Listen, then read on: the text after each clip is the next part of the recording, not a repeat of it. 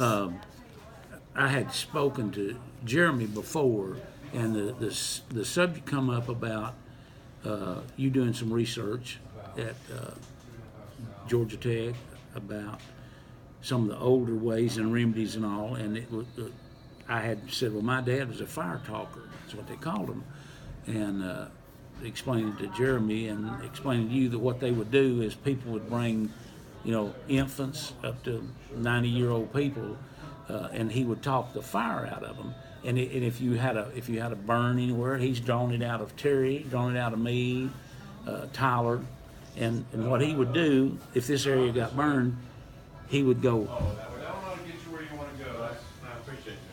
and his breath would get hot and cold, and he was saying what I assumed to be Bible verses, because he's a very religious man. And when he get done, you'd be saying, baby. And what he would do, he would take the pain away. It would still scab over and heal like Mother Nature wants you to, but you didn't have the pain of it anymore. An amusing true story. One night about 2:00 in the morning, Mr. Floyd Cantrell had a sawmill down here, and he brought his son. I think his name is Dennis Cantrell, and he was 25, 30 years old, and he got burnt. He burned his eyes welding, and my dad said, I don't know if I've never drawn it out of somebody's eyes. Mm-hmm. He said, but I'll try. And this guy was he was in so much pain that his brow and his face was, just wrenching pain, and his eyes were just nearly black. And Daddy started, and he did one eye, done the other, did another eye, done another one. And in a few minutes, the counter boy said, I'd like to have a cup of coffee, and they talked a while, and his dad said, well, Floyd, you ready to go? Yeah. And I mean, to come in a physical and emotional wreck, I mean, I saw this, and he drew fire out of me. He also had the ability to stop blood.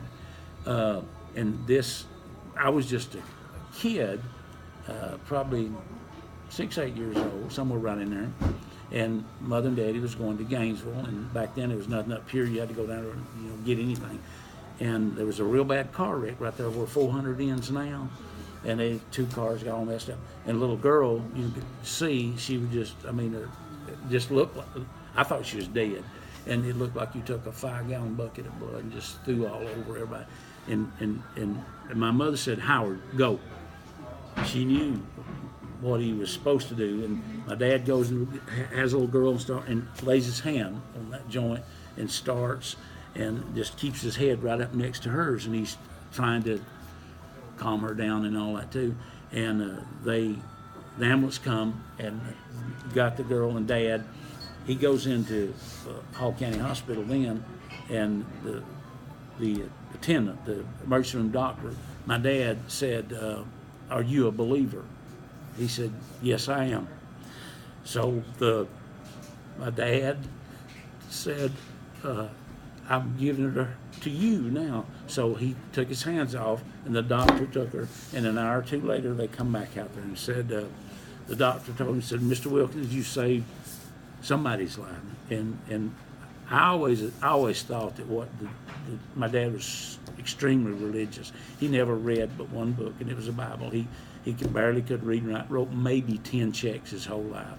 And Terry's been around him a lot. Very, very humble man.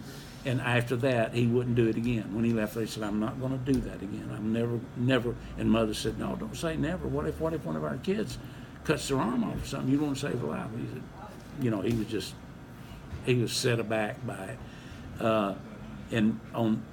He stayed in a convalescent home up here for about 3 years, the last 3 years of his life. And I hired my sister, who was a nurse, to go and watch my mother and daddy. And I said, look, whatever you're making as a nurse, I'm going to pay you, because 2 reasons.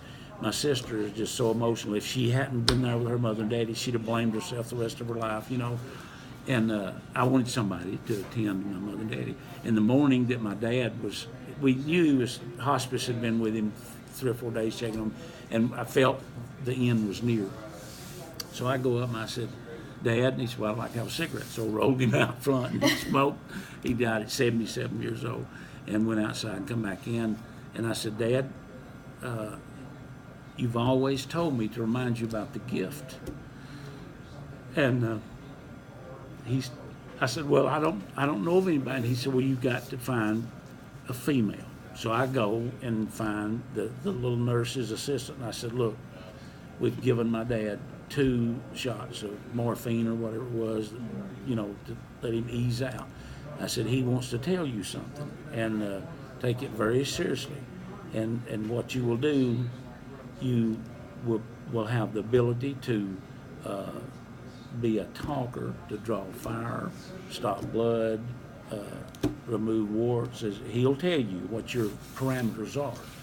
And so I closed the door, and she talked, and I started back in, and she hugged my dad and kissed him, and she left crying. I went in crying, and my dad, it was kind of a unique experience because my dad he wasn't a big hugger. I mean, he hugged Terry, and that's about it. And he said, do you mind giving me a hug? So I just sat him on the lap, didn't weigh but about 90 pounds, hugged, and he was gone. And I haven't seen the little girl to see if she has used her talent or not, but I've witnessed several people, somebody said, one kid I went to school with just eat up with warts, and this preacher said, look, how many of them warts? You count them warts. He said, I'm gonna give you a quarter for all your warts. And he'd had them, ever since he'd been a kid. And a few days come to school, and his hands were reddish, but it looked like you took just a surgical tool and cut them off. I said, Anthony, what happened? He said, they fell off. He didn't know anything. But I'm telling you, all I know is what I saw. And if people don't want to believe it, that's up to them. But when somebody draws fire for your wife is burned, and your son is burned, and your mother and your brothers and sisters, and 100 rank strangers, you kind of tend to believe it after a while. Yeah. But did you ever have anyone not believe it? Well, you could tell people come in. Well, I'll do it, but I don't know. My uncle said, and in a day or two they call back or see Daddy and say, "Well, I sure appreciate that, Hart." I mean, it took the pain away. He would tell them, now this is not going to. You're not going to mysteriously wake up healed tomorrow. You'll go through the process of Mother Nature healing you. But hopefully tonight I can take the pain away from you, and I'll take it with me. Don't worry about it. And he was, pretty good about that. But you see a little kid that comes up, and it breaks your heart. And when they leave, they're playing and all this, and something has happened. Whether it was him or God's work or whatever you want to call it. But he was.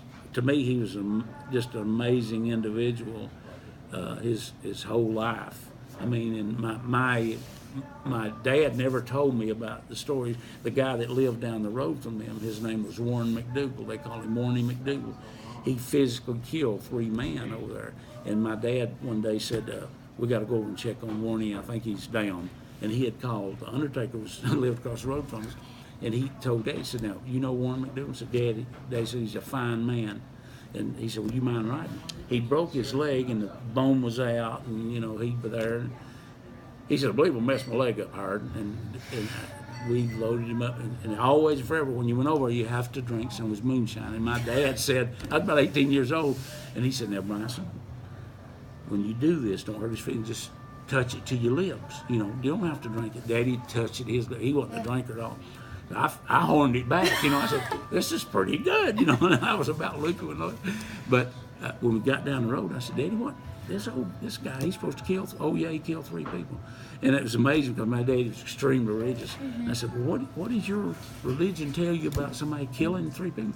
And my dad said, "Well, some people just need killing, And I thought that was interesting. But Warnie fed all those kids for 3 or 4 winters, and my dad never forgot it.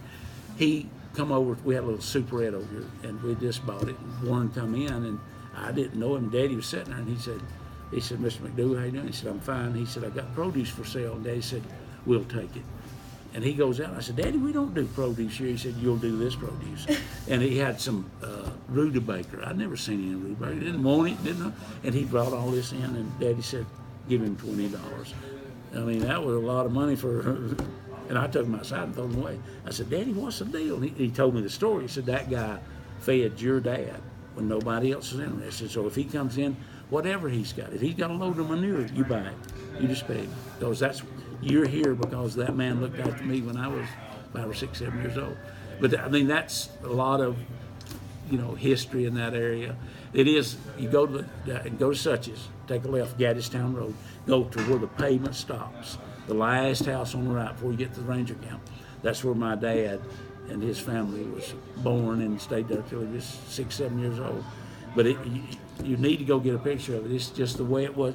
And it had running water, and it's still gravity flow water for, I guess, 125 years. The cabin's been there. It's amazing because they had one fireplace, and all they cooked the food on it, heated the water to bathe, and.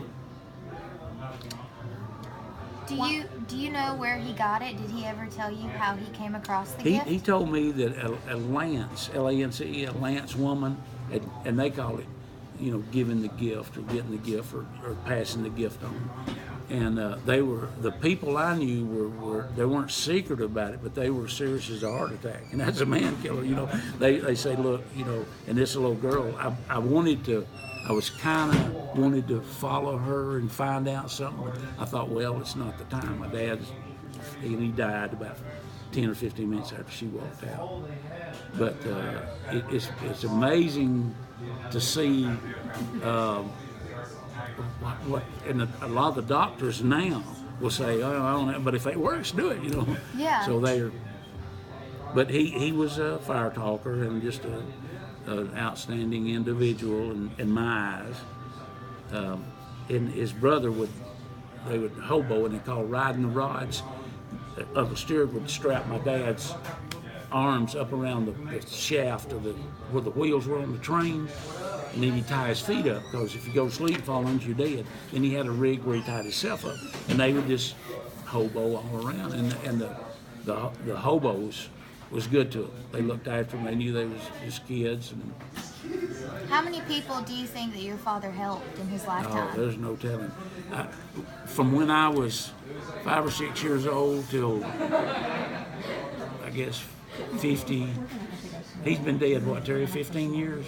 Yeah.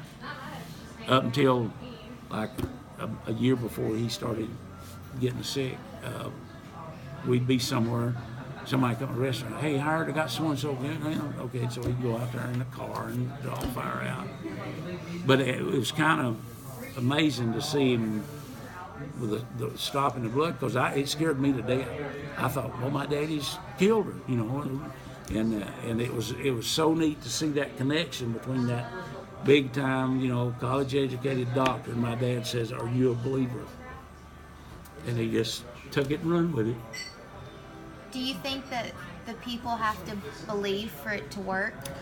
No, I don't, because I've seen people, as I got to be an older person, I'd see their eyes and I'd know pretty good judge of character. I'd say, well, I tell my and mother say, oh, they don't believe it, but just hide and watch what happens.